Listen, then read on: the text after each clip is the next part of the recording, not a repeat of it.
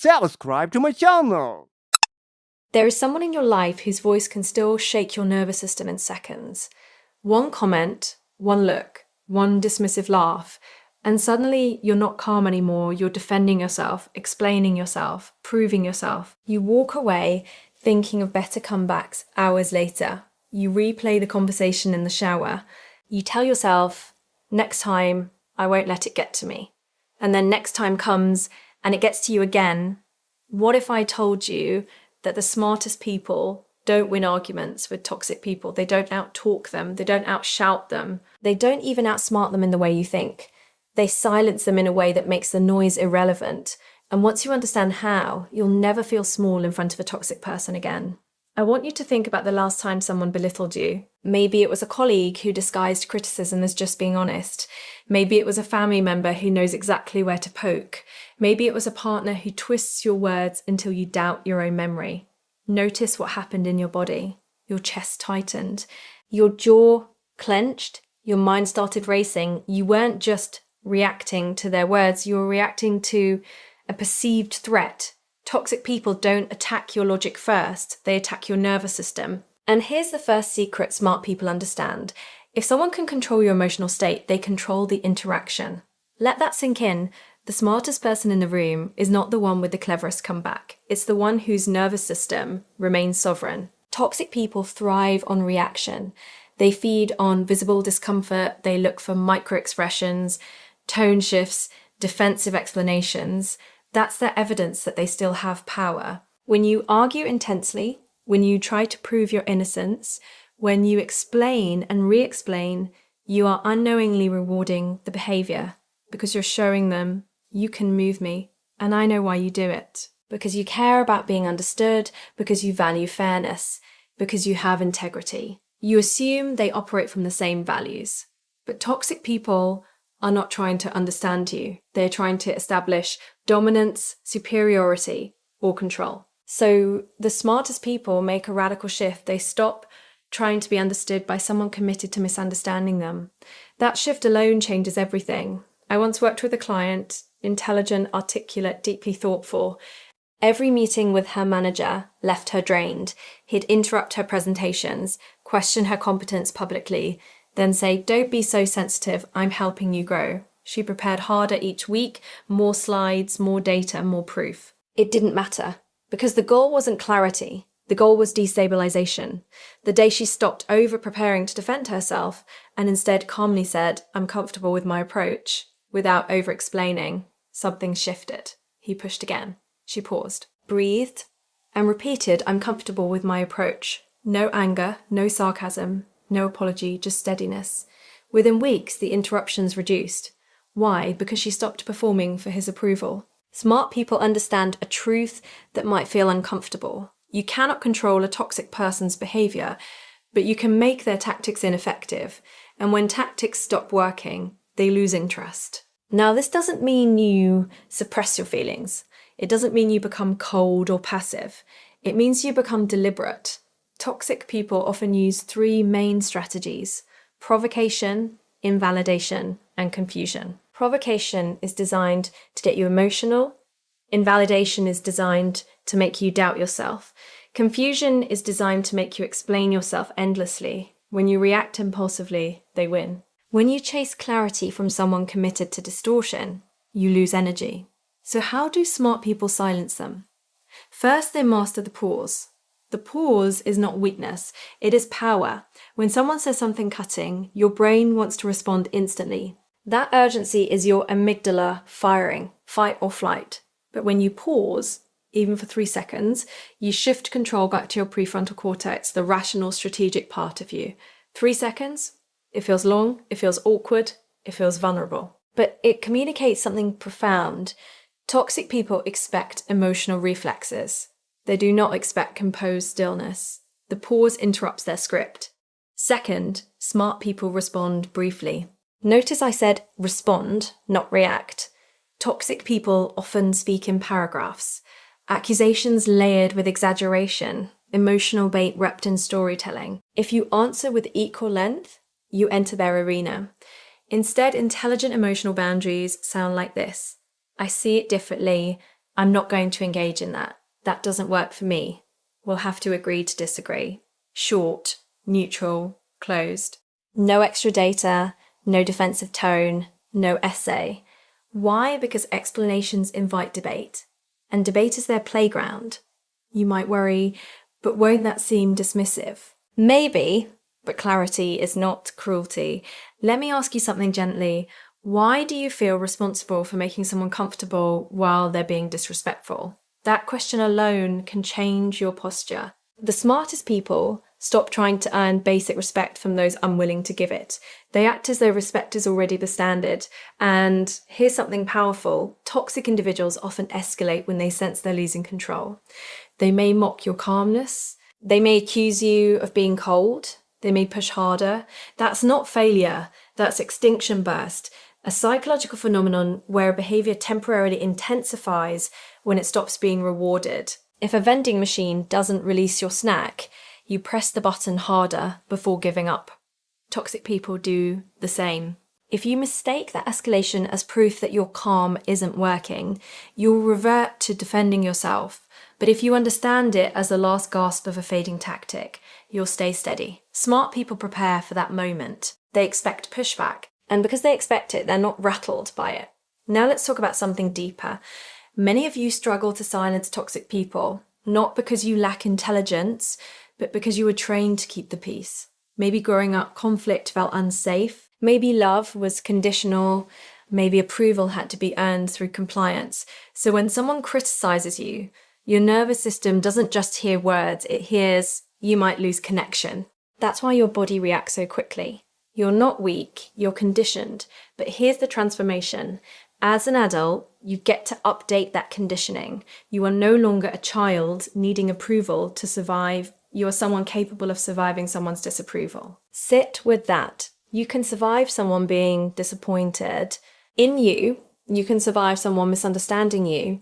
You can survive someone not liking you. And when your survival is no longer attached to their validation, their words lose power. Smart people silence toxic people internally first, before they do it externally. They do the inner work of separating their identity from external commentary. When someone says, you're incompetent, instead of absorbing it as truth, they run it through a filter. Is this constructive? Is this aligned with evidence? Is this from someone whose judgment I respect? If the answer is no, they discard it, not dramatically, quietly, like deleting spam. They don't reply emotionally, they don't draft paragraphs defending themselves to a robot, they delete. That mental image is powerful because toxic commentary is often emotional spam. Not every message deserves a response. Now, this doesn't mean you tolerate abuse. Silence is not submission when it's strategic. If someone crosses a line repeatedly, smart people escalate appropriately. They document, they set firmer boundaries, they remove access. Silencing toxic people doesn't always mean muting your voice. Sometimes it means withdrawing your availability. Access to you is a privilege, not a right. When someone repeatedly misuses access, intelligent people reduce it. Fewer personal details, shared, shorter conversations, less emotional exposure, not out of spite, out of self-respect. And here's a subtle but powerful shift. Smart people don't try to change toxic people. They change their own participation. That's it. They stop dancing in a choreography designed to exhaust them. Imagine you're in a tug of war. The other person is pulling aggressively, taunting you. You're straining, desperate to win. What happens if you simply let go of the rope? They stumble backwards. The game collapse. ESS. You don't win by pulling harder. You win by refusing the game. This might mean not responding to passive-aggressive texts. It might mean declining invitations to debates disguised as discussions. It might mean saying, I'm not having this conversation, and physically leaving the room. Leaving is powerful. Walking away is powerful. Not every battle deserves your nervous system. And let's talk about tone. Smart people regulate their tone intentionally. Calm, even, unhurried. Because tone communicates status. When you speak slowly and steadily, you signal safety and authority. When you rush or raise your voice, you signal threat response. You don't need volume to command respect. You need groundedness. Try this. Next time someone tries to provoke you, lower your voice slightly instead of raising it. Watch what happens. It unsettles them. because they expected fire and received ice. But remember, this is not about being cold, it's about being centered. Compassion can coexist with boundaries. You can say, I hear that you're frustrated, without absorbing their projection. You can say, I'm open to feedback delivered respectfully, without tolerating attack. That sentence alone is powerful. I'm open to feedback delivered respectfully. It sets a standard without hostility. You repeat, I'm open to feedback delivered respectfully. You don't need new words each time. You need consistent words. Consistency trains people how to treat you. Inconsistency confuses them into thinking persistence will eventually break you. Smart people are consistent. They don't make threats they won't enforce. They don't set boundaries, they won't maintain, they don't apologize for limits that protect their mental health. And let's gently address the fear underneath all this. Hat if they think I'm difficult. What if they get angry? What if I lose the relationship? You might, and that might be information. Healthy relationships do not collapse under calm boundaries. Toxic ones often do. When someone leaves because you stopped tolerating disrespect, they didn't leave because you changed. They left because their access changed. That is not a loss of love. That is a loss of control. And you are allowed to prioritize peace over proximity. Let me tell you something quietly but clearly. You do not owe anyone unlimited emotional access to you. Not family, not co-workers, not partners. Access is conditional on respect. Smart people understand that protecting their energy is not selfish, it's strategic, because when you're constantly defending yourself, you have no energy left for growth, creativity, joy. Toxic dynamics shrink you. Boundaries expand you. And here's the beautiful paradox.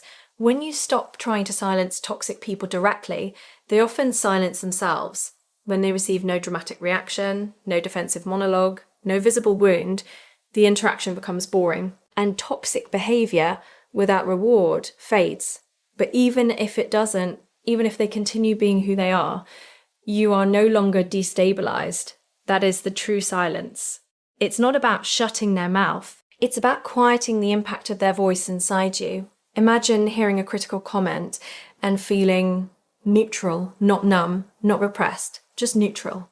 Because you've already decided who you are, because your self-concept is internally built, not externally negotiated. That's power. Real power is emotional self-governance. So the next time someone tries to provoke you, I want you to remember this. Pause, breathe, respond briefly, repeat if necessary, withdraw if required, and internally ask yourself, is this worth my nervous system?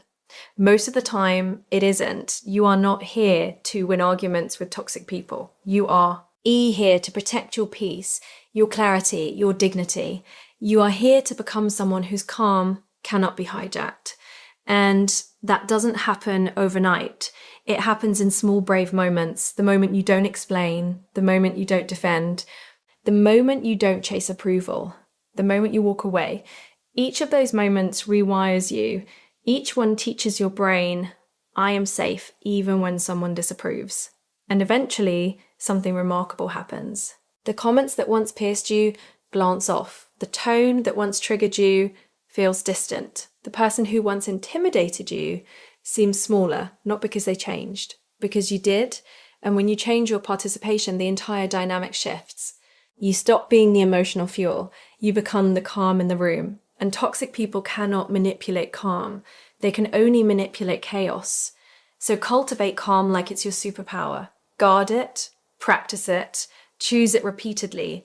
Because the ultimate way smart people silence toxic people is not with louder words. It's with selective attention. It's with boundaries that don't tremble. And it's with a deep, quiet knowing, I do not need to prove my worth to someone committed to diminishing it. Let that live in you. You are allowed to be steady. You are allowed to be firm. You are allowed to disengage. You are allowed to protect your mind. And when you do, something inside you settles. You stop rehearsing arguments in the shower. You stop dreading conversations. You stop shrinking. You start choosing when to speak, choosing when to pause, choosing when to leave, choosing who gets access. That is emotional intelligence in action. That is strength without aggression. That is power without cruelty. And the most beautiful part, when you master this, you don't just silence toxic peep.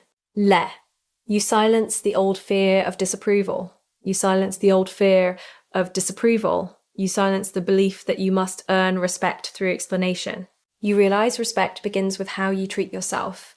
So the next time someone tries to pull you into their storm, I want you to see it clearly. You are not obligated to step into chaos.